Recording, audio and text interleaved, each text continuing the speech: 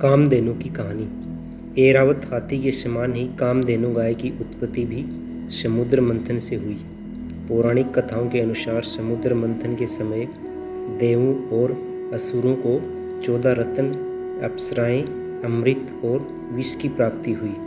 क्षीर सागर से प्राप्त 14 रत्नों में एक रत्न कामधेनु गाय भी थी। इसी तथ्य से हम जान सकते हैं कि कामधेनु गाय का भारतीय संस्कृति में कितना महत्व है। पुराणों के अनुसार कामधेनु गाय में समस्त देवताओं का वास है। इसे नंदा, सुनंदा, सुराधि के नामों से भी जाना जाता है।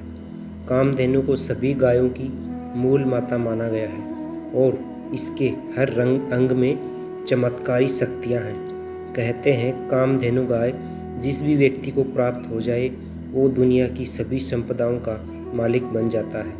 कामधेनु गाय ऐसी माता है जो संपूर्ण सृष्टि का पालन पोषण करती है और सबका पेट भरने के लिए आहार देती है। कामधेनु गाय के बारे में कई और पौराणिक कथाएं प्रचलित हैं। इनके अनुसार चाहे देवता हो या दानव, कामधेनु गाय को हर कोई पाना चाहता था, क्योंकि कामधेनु जिस किसी के पास होती थी वो सबसे शक्तिशाली बन जाता था।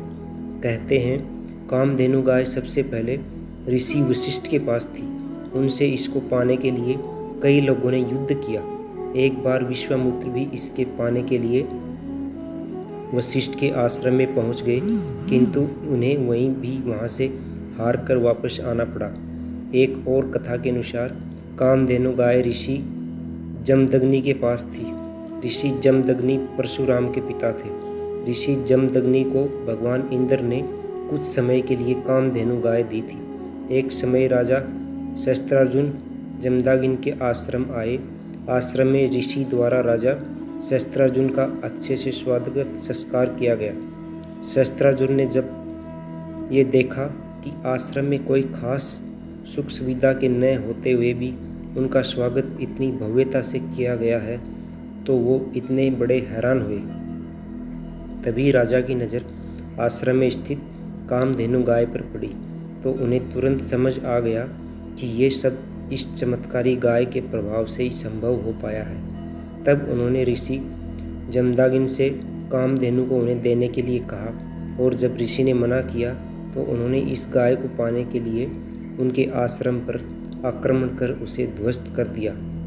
आश्रम को ध्वस्त करने के बाद शस्त्रार्जुन ने बल का प्रयोग करते हुए कामधेनु को अपने साथ ले जाने का प्रयास किया, लेकिन तभी कामधेनु राजा के हाथों से छूटकर स्वर्ग चली गई और इस प्रकार शस्त्रार्जुन को खाली हाथ लौटना पड़ा। जब परशुराम ने अपने पिता के आश्रम की ऐसी अवस्था देखी तो क्रोध में आकर उन्होंने राजा शस्त्रार्जुन के देश जाकर उनका वध कर दिया। कामधेनु गाय में 33 देवी देवताओं का वास माना जाता है। उनमें 12 आदित्य, 8 वसु, 11 रुद्र और 2 अश्विन कुमार देवी देवता हैं। इस प्रकार कामधेनु के अंग अंग में सुख, समृद्धि और शक्ति का वास है। ऐसा माना जाता है कि केवल कामधेनु की उपासना से सभी देवी देवता प्रसन्न हो जाते हैं। इस प्रकार कामधेनु गाय अपनी देवी शक्तियों के बल पर भक्तों की हर मनोकामना पूरी करती है। भारतीय वास्तुशास्त्र में भी कामधेनु गाय का विशेष महत्व है। कहते हैं घर में एक विशेष स्थान पर कामधेनु की उनके बछड़े नंदिनी के साथ प्रतिमा रखी जाए तो उस घर के सभी जनों को आध्यात्मिक और भौतिक सफलता प्राप्त होती है, क्योंकि कामधेनु घर में सौभाग्य, समृद्धि और खुशहाली लाती है।